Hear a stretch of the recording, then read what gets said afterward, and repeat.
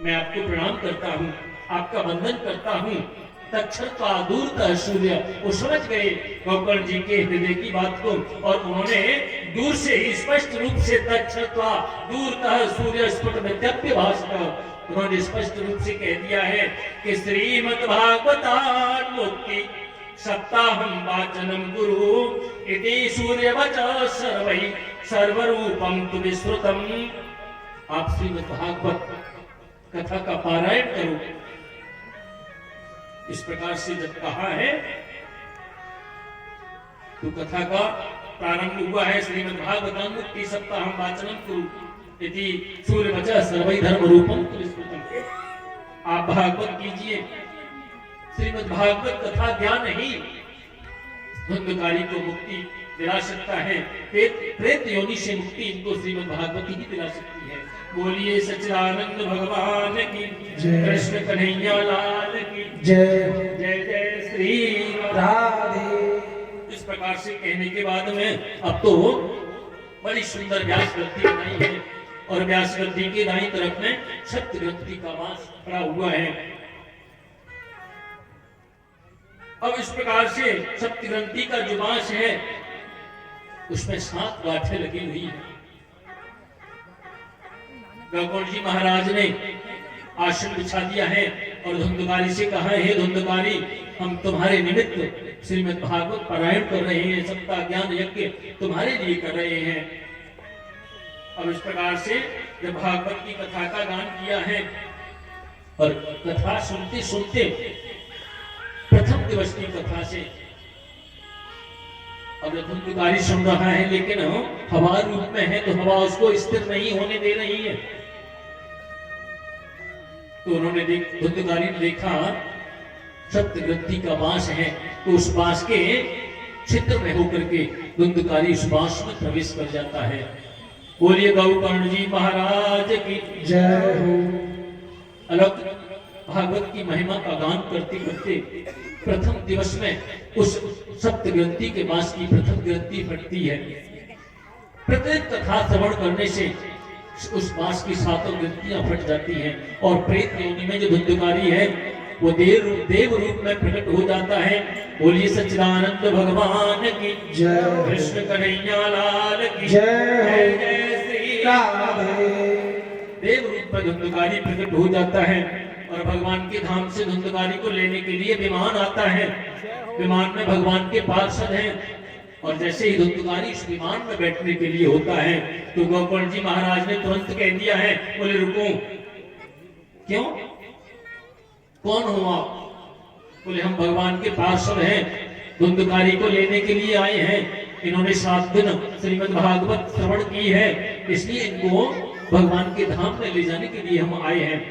तो गोकर्ण जी ने कहा, बोले एक बात बताओ, क्या सप्ताह श्रवण से मुक्ति मिलती है? बोले हाँ, इसलिए तो आए हैं। बोले यहाँ तो सबने बैठ करके कथा श्रवण की है, फिर तुम एक विमान लेकर के क्यों आए हो केवल धुंधकारी के लिए? भगवान के पार्षद बोले, देखो श्रवण में भेद, अत्रैव बहवः सन्ति श्रोतारो मम निर्मला आनितानि विमानानि न तेषां युगपत्तुतः। सबके लिए विमान क्यों नहीं लेके आए? जबकि यह कथा तो सबने सुनी है, फिर एक विमान केवल धुंधकारी के लिए क्यों है? तो उन्होंने कह दिया है, श्रवणस्य विभेदेन फलभेदोऽत्र संसतो श्रवणं तु कृतं सर्वै न तथा मननं कृतं। श्रवण में भेद से श्रवण कथा श्रवण में भेद हो गया। कैसे? श्रवणं विभेदेन फलभेदोऽत्र संसतो, कथा का नियम बताया है। श्रवण में भेद होने से, कथा तो सबने सुनी है, लेकिन कथा सुनी इस कान से है और निकाली भी इस कान से है, इसलिए सुनने में भेद हो गया है। कथा एकाग्रचित्त होकर के नहीं सुनी सबने। और कथा का नियम क्या है? कथा सुननी भी चाहिए और सुनने के बाद उसका मनन करना चाहिए। श्रवणस्य विभेदेन फलभेदोऽत्र संसतः श्रवणं तु कृतं सर्वै न तथा मननं कृतं। मनन नहीं किया है कथा का। इस प्रकार से कथा के बड़े सुंदर नियम भी बताए हैं वहां। कथा के श्रवण, मनन और आचरण, देखिए श्रोता, श्रोता के बारे में बताया है। श्रोता कौन होता है? एक तो होता है श्रोता, और एक होता है श्रोता, और एक होता है सर्वथा। श्रोता कौन होता है? श्रोता वही है कथा पंडाल में आए कथा सुनने के लिए, और उन्होंने सुंदर सा कोई वृक्ष देखा या पंडाल का कोई खंभा देखा, उससे अपनी पीठी को लगाया और आकर के सो गए, वो होता है श्रोता। एक होता है श्रोता। श्रोता कौन होता है? श्रोता, श्रोता तो वही होता है कथा में आए और उन्होंने आकर के देखा, व्यास गद्दी को देखा, व्यास गद्दी पर विराजमान वर्णम पंच विप्राणम, 5 ब्राह्मणों जो वर्ण बने हुए उनको देखा। उनको देखने के बाद पूरी व्यास गद्दी को देखा, उन्होंने कमी निकालना शुरू कर दिया, यहाँ ऐसा नहीं होना था, ये ऐसे लगा दिया, यानी सरोता जैसी उनकी जिह्वा चालू हो जाती है, वो होता है सरोता। अब उन्हें पूछो कथा क्या सुनी? जब सुनी हो तब तो बताएं। एक होता है श्रोता। श्रोता तो वही होता है जिसको कथा को जिसने सुना हो और सुन करके मन में जिसका मनन किया हो, इससे सुन करके यहां न निकाला हो, वही होता है सच्चा श्रोता। एक बार क्या हुआ, एक मूर्तिकार थे, उन्होंने एक मूर्ति बनाई वशिष्ठ जी की, और 2 मूर्ति बनाई। एक मूर्ति की कीमत उन्होंने निर्धारित की 500 रुपए, और एक मूर्ति की कीमत निर्धारित की 100 रुपए। बाजार में लाकर उस मूर्ति को रख दिया। वशिष्ठ देव जी की मूर्ति है, दोनों अष्ट धातु की मूर्ति है, कोई अंतर नहीं है। लेकिन लोगों ने जब आकर के पूछा, महाराज इस मूर्ति के क्या कीमत है? बोले ये मूर्ति 500 रुपए की है और ये मूर्ति 100 रुपए की है। बोले अंतर क्या है? बोले कोई अंतर नहीं है, अंतर आप स्वयं देख लो। बोले महाराज एक चांदी की है क्या? बोले नहीं, दोनों अष्टधातु की है। फिर पैसे में इतना अंतर कैसे है? बोले ये आप स्वयं देख ले। तो उन्होंने देखना शुरू किया उस मूर्ति को, कोई उसकी नाक को देखे, कोई उसके गर्दन को देखे, कोई कभी कभी अखबार में देखा होगा चित्र बने रहते हैं, उसमें आता है कि इसमें 5 अंतर ढूंढो। अब वो अपने हिसाब से देख रहे हैं, कोई अंतर नहीं है, बिल्कुल नाक भी वैसे ही, क्योंकि बनाया ही एक कारीगर ने है, एक जैसी मूर्ति है। महाराज आप ही बता दो। बोले नहीं, बताना तो आपको पड़ेगा। एक 500 रुपए की है और एक 100 रुपए की है। एक संत महाराज वहां से निकले, बोले क्या हो रहा है? बोले मूर्ति को देख रहे हैं। क्या हुआ? बोले एक 500 रुपए की है, एक 100 की है, और अंतर कुछ मालूम नहीं पड़ता, एक जैसी है। संत ने आकर के देखा और आए और तुरंत अपने कमांडर से उन्होंने एक सुतली को निकाला और पानी लगाकर उस सुतली को पहले बट दिया, लंबा किया उस सुतली को, और उस वशिष्ठ देव जी की जो मूर्ति है उस मूर्ति के कान में उस सुतली को डाला। और जैसे ही वो सुतली को डाला तो इधर से खींच लिया उसको। बोले महाराज ये 100 रुपए की है? बोले हाँ जी हाँ, ये ही 100 रुपए की है। अब जब दूसरी में सुतली को डाला, दूसरी कान में डाला, तो वह सुतली जाकर के सीधे अंदर पेट में चली गई। बोले ये 500 रुपए की? बोले हाँ। तो यही अंतर होता है, इस कान से सुन करके जो अंदर ले जाए वो होता है श्रोता, और जो इधर से इधर निकाल दे वो श्रोता नहीं है। बोली सच्चिदानंद भगवान की। तो श्रवणस्य विभेदेन फल भेदो त्रिसंसदो श्रवणम तु कृतम सर्वैन तथा मननम कृतम। मनन नहीं किया, इसलिए मनन भी आवश्यक है। अब तो इस प्रकार से जब देखा है, कथा के नियम भी बताए हैं। शुभ मुहूर्त में कथा हमेशा प्रारंभ करनी चाहिए। वैसे कथा शुभारंभ करने में यदि शुभ मुहूर्त नहीं है तो कोई अशुभ बात नहीं होती है, लेकिन शुभ मुहूर्त में कथा प्रारंभ करने से उसका फल ज्यादा मिलता है।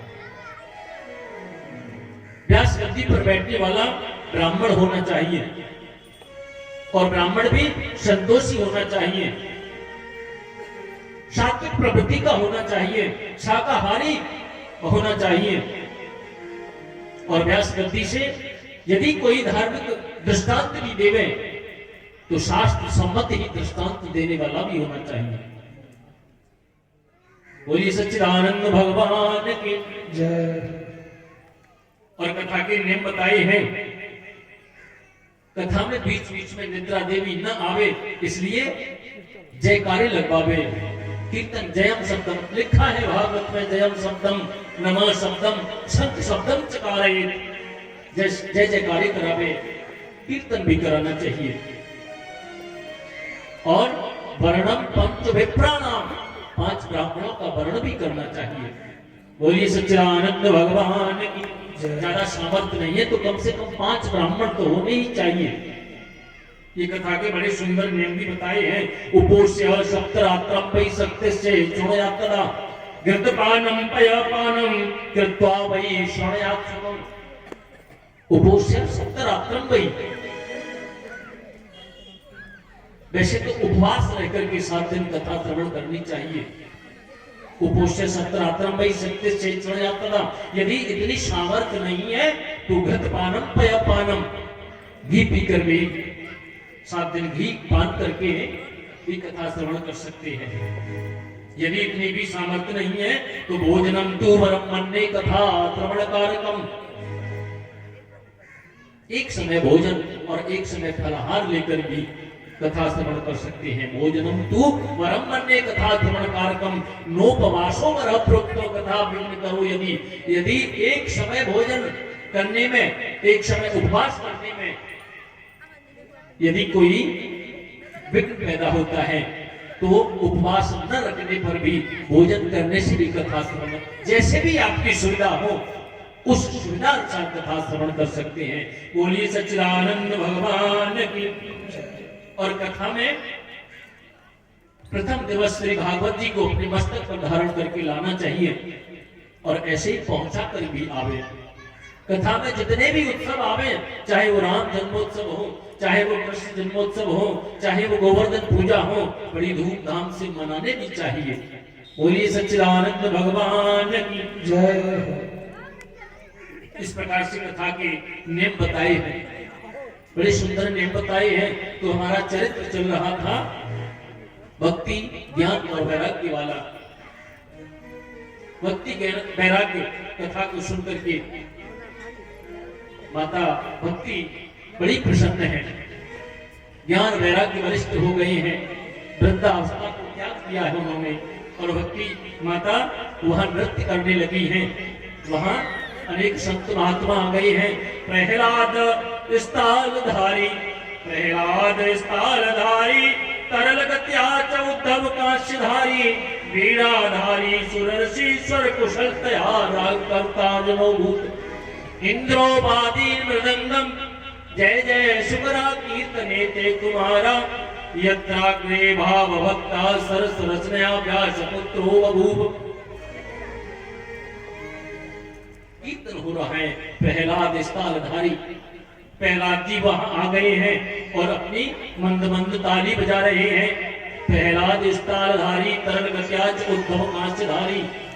उद्धव जी कांसे का बर्तन बजा रहे हैं, जिसको आप और हम विजय घंट बोलते हैं।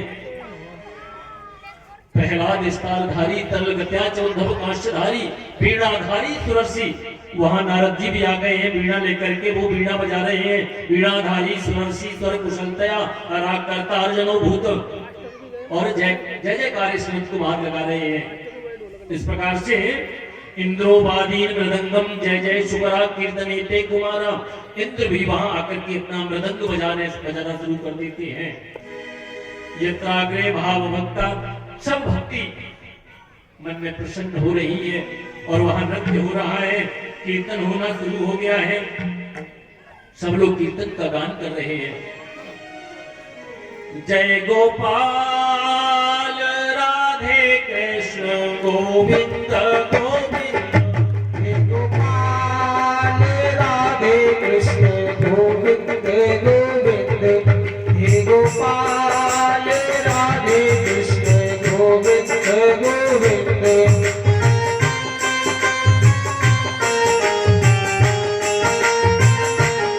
हे गोपाल राधे कृष्ण गोविंद गोविंद कृष्ण गोविंद गोविंद कृष्ण गोविंद गोविंद कृष्ण गोविंद गोविंद कृष्ण गोविंद गोविंद हे गोपाल राधे कृष्ण गोविंद गोविंद